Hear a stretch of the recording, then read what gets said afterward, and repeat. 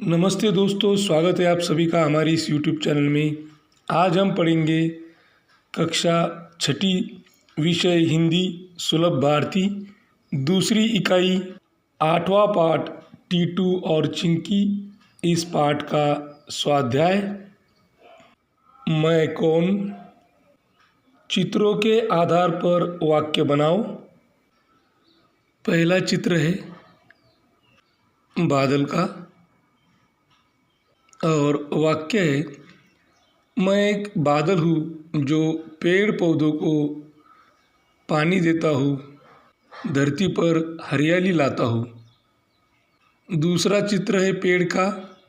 वाक्य, मैं एक पेड़ हूँ जो पंछियों का आश्रय स्थान हूँ, मैं आप सबको मीठे फल देता हूँ। तीसरा चित्र, यह एक बाग का चित्र है। वाक्य, मैं एक बाग हूँ, बच्चे यहाँ आकर खेलते हैं और खूब मज़ा लेते हैं। खोजबीन, विलुप्त होते हुए प्राणियों तथा पक्षियों की जानकारी प्राप्त करके सूची बनाओ। उत्तर, आवास विनाश, जलवायु परिवर्तन, मानवीय गतिविधियों जैसे विभिन्न कारकों के कारण असंख्य जानवर और पक्षी दुखद रूप से विलुप्त हो गए हैं। कुछ उल्लेखनीय विलुप्त जानवरों में डोडो शामिल है, जो मॉरिशस का एक उड़ानहीन पक्षी है। तस्मानियाई बाघ, ऑस्ट्रेलिया का एक दलदली जानवर उनी मैमथ, एक हिमयुग हाथी और यात्री कबूतर जो कभी उत्तरी अमेरिका में प्रचुर मात्रा में पाया जाता था। विलुप्त पक्षी प्रजातियों में ग्रेट ऑक, एक बड़ा उड़ान रहित पक्षी शामिल है। कैरोलिना तोता, एक जीवंत तोता, और हाथी दंत की चोंच वाला कठफोड़वा, एक शानदार कठफोड़वा। ये विलुप्तियाँ ग्रह की विविध और कमज़ोर प्रजातियों की रक्षा के लिए संरक्षण प्रयासों के महत्व की याद दिलाती है। विचार मंथन, जीवदया ही भूतदया है। उत्तर, किसी दुखी व्यक्ति के प्रति सहानुभूति का भाव जो उसे प्रेरणा दे, दया कहलाता है। संसार के छोटे छोटे जीवों के प्रति भी दया का भाव रखना चाहिए। उनके प्रति दया ही संसार के सभी प्राणियों के प्रति सच्ची दया है। मैंने समझा। उत्तर, हमें सभी लोगों से मित्रवत व्यवहार करना चाहिए, सबसे मिलजुल कर रहना चाहिए। हमें अपनी एकता बनाए रखनी चाहिए, क्योंकि एकता में बल है। एकता बनाए रखने से किसी भी विपत्ति का सामना आसानी से किया जा सकता है। भाषा की ओर, विराम चिन्ह रहित अनुच्छेद में विराम चिन्ह लगाओ और नीचे कुछ विराम चिन्ह दिए गए हैं। विराम चिन्ह रहित अनुच्छेद है। काबुली वाले ने पूछा, बिटिया अब कौन सी चूड़ियाँ चाहिए? मैंने अपनी गुड़िया दिखाकर कहा, मेरी गुड़िया के लिए अच्छी सी चूड़ियाँ दे दो, जैसे लाल, नीली, पीली। यह अनुच्छेद काबुली वाला कहानी से है। अब हम इस अनुच्छेद में विराम चिन्ह लगाएंगे, तो उत्तर कुछ इस तरह होगा। काबुली वाले ने पूछा, बिटिया अब कौन सी चूड़ियाँ चाहिए? मैंने अपनी गुड़िया दिखाकर कहा, मेरी गुड़िया के लिए अच्छी सी चूड़ियाँ दे दो, जैसे लाल, नीली, पीली। सुनो तो ज़रा, विभिन्न पशु पक्षियों की बोलियों की नकल सुनाओ। उत्तर, पशु पक्षी और उनकी बोलियाँ। बिल्ली म्याऊं, कुत्ता भौ भौ, चिड़िया चींची, मुर्गा कुकुड़कू, कौवा काव काव, कबूतर गुटरगू, मेंढक टरटर, कोयल कुहू कुहू। बताओ तो सही, अपने साथ घटित कोई मज़ेदार घटना बताओ। उत्तर, मैंने एक स्कूल प्रोजेक्ट के लिए एक टीम बनाई और हमने वहाँ काम किया। हमारा प्रोजेक्ट स्कूली छात्रों के लिए एक नया और सुविधाजनक वायरलेस इंटरनेट कनेक्शन लाना था। इसके माध्यम से हमने छात्रों के लिए शिक्षा में अधिक सुविधाएं प्रदान की और उनके लिए एक सुरक्षित और गतिशील इंटरनेट एक्सेस माध्यम बनाया। इसके माध्यम से हमें शिक्षा के क्षेत्र में सकारात्मक बदलाव लाने और समुदाय में महत्वपूर्ण योगदान देने का अवसर मिला। वाचन जगत से उपन्यास सम्राट प्रेमचंद की कोई एक कहानी पढ़ो, उसका विषय बताओ। ईदगाह प्रेमचंद की एक प्रसिद्ध कहानी है। इसमें उन्होंने बाल स्वभाव को दिखाया है। हामिद नामक बालक उत्पाती दादी अमीना से जिद करके मेला देखने जाता है। मेले में उसके मित्र तरह तरह के खिलौने खरीदते हैं, मिठाइयाँ खाते हैं। कम पैसे होने की वजह से हामिद ये सब चीज़ें नहीं खरीद पाता। मेले में दुकान पर चिमटा देखकर उसे दादी की याद आई कि रोटियां बनाते समय दादी के हाथ बार बार जल जाते हैं। हामिद बिना कुछ खाए पिए मेले से चिमटा लेकर वापस घर आता है। हामिद के हाथों में चिमटा देखकर दादी अमीना की आंखों में आंसू आ जाते हैं। वह हामिद को गले लगा लेती है। मेरी कलम से बाग बचाओ परियोजना के बारे में जानकारी प्राप्त कर लिखो। उत्तर, बाग बचाओ परियोजना भारत में एक महत्वपूर्ण वन्यजीव संरक्षण पहल है जिसका उद्देश्य लुप्तप्राय बाघों की आबादी की रक्षा और संरक्षण करना है। आधिकारिक तौर पर इसे प्रोजेक्ट टाइगर के रूप में जाना जाता है। इसे 1973 में लॉन्च किया गया था और इसे भारत के राष्ट्रीय बाघ संरक्षण प्राधिकरण NTCA द्वारा प्रशासित किया जाता है। इस परियोजना का प्राथमिक लक्ष्य संरक्षित बाघ अभयारण्यों का निर्माण और रखरखाव करना, बाघों के आवासों को बढ़ाना और अवैध शिकार और बाघ उत्पादों के अवैध व्यापार से निपटना है।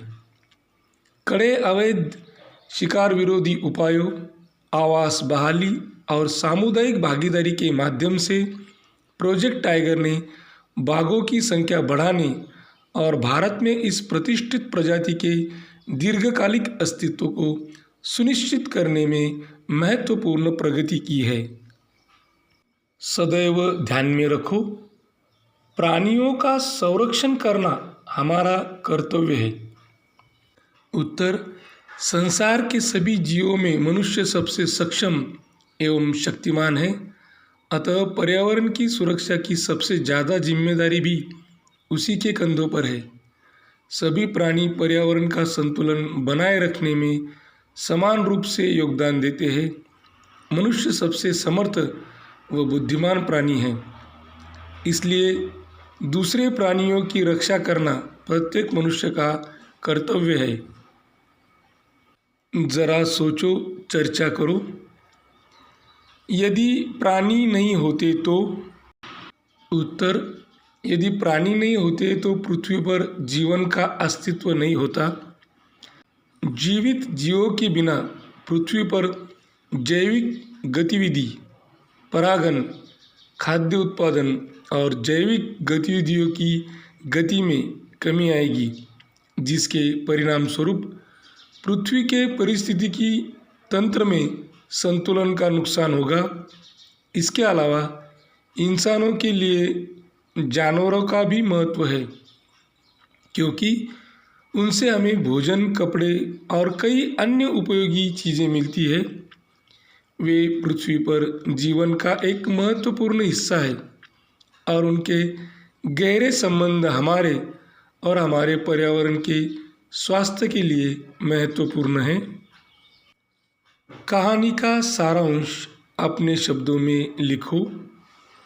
उत्तर, टीटू और चिंकी दोनों पड़ोसिन थी। टीटू का घर जिस पेड़ के खोखल में था, उसी पेड़ की शाखाओं पर चिंकी का घोंसला था। दोनों एक दूसरे की मदद करती थी। जब उन्होंने अंडे दिए थे, तब तेज़ हवाओं के साथ ज़ोरदार बरसात हुई थी। उस मुश्किल की घड़ी में दोनों ने मिलजुल कर अपने अंडों की रक्षा की और जाना था कि अकेला चना भाड़ नहीं फोड़ सकता। अब उनके बच्चे हो गए थे। एक दिन वे आपस में झगड़ बैठे। उनकी माताओं ने उन्हें समझाया, पर दोनों एक ही बात पर अड़े थे कि पेड़ उनका है। दोनों एक दूसरे को पेड़ से भगाने पर तुले थे।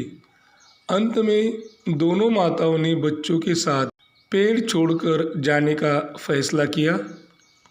उनका यह तमाशा बिल में छिपा सांप देख रहा था। मौका मिलते ही वह बाहर निकल आया और पेड़ पर चढ़ने लगा। वह सोच रहा था कि पहले गिलहरी के बच्चों को निगलेगा, परंतु उसे पेड़ पर चढ़ते हुए चिंकी ने देख लिया। उसने गिलहरी को सावधान किया और बच्चों को खोखल से निकालकर उसके घोंसले में लाने को कहा। फिर वह पेड़ के तने पर अपनी चोंच मारती रही। जहाँ जहाँ उसने चोंच मारी थी, वहाँ वहाँ से चिपचिपा गोंद बहने लगा, जिसकी वजह से सांप पेड़ पर चढ़ नहीं पाया और थक कर वापस लौट गया। चिंकी के बच्चे भी चिंकी की मदद कर रहे थे। गिलहरी ने अपने बच्चों को घोंसले में पहुंचा दिया था। इस तरह सांप से वे बच गए और बच्चों को पड़ोसी धर्म समझ में आ गया। इस कहानी से हमें यह सीख मिलती है कि मिलजुल कर रहना चाहिए और मुसीबत में एक और एक 11 बनकर मुकाबला करना चाहिए। एकता में बहुत बड़ी शक्ति होती है। स्वयं अध्ययन। दूरदर्शन चैनल पर दिखाए जाने वाले किसी अनोखे जीव की जानकारी प्राप्त करो। दूरदर्शन चैनल पर अक्सर दिखाए जाने वाला अनोखा जीव है डायनासोर। माना जाता है कि डायनासोर 23 करोड़ साल पहले ट्राइएसिक काल के दौरान अस्तित्व में आए थे। ये सरीसृपों का एक समूह था। डायनासोर की उत्पत्ति के समय धरती के सभी महाद्वीप एक साथ जुड़े हुए थे। डायनासोर के जन्म से जुड़ी कुछ और बातें। डायनासोर दक्षिण ध्रुव के क्षेत्र में पैदा हुए थे। इन्हें ठंड पसंद थी, जिसके कारण ये उत्तरी ध्रुव की ओर चले गए। डायनासोर की प्रजातियों को 51 देशों और अंटार्कटिका से नामित किया गया है। राजस्थान के रेगिस्तान में मिले ड्राइक्रियोसॉरिड सॉरोपॉड डायनासोर के जीवाश्म लगभग 16.7 करोड़ साल पहले के हैं। डायनासोर के विलुप्त होने की वजह। पृथ्वी पर एक एस्टेरॉयड के गिरने के बाद डायनासोर विलुप्त हो गए थे। यह एस्टेरॉयड 10 अरब परमाणु बम की ताकत के बराबर बल से टकराया था। इस टक्कर से सुनामी उठी थी और इसकी चपेट में आकर डायनासोर धरती से खत्म हो गए। अध्ययन कौशल। चित्रों को पहचान कर जलचर, नभचर, थलचर और उभयचर प्राणियों में वर्गीकरण करो। नीचे एक चित्र दिया गया है। उस चित्र को हमें ध्यानपूर्वक देखना है और उन प्राणियों का वर्गीकरण हमें थलचर, जलचर, उभयचर, नभचर इनमें करना है। उत्तर जलचर। तो जलचर है मछली और ऑक्टोपस। थलचर इसमें आता है गाय, चूहा, ऊंट, शेर, गिलहरी। नभचर तोता, उल्लू, चिड़िया।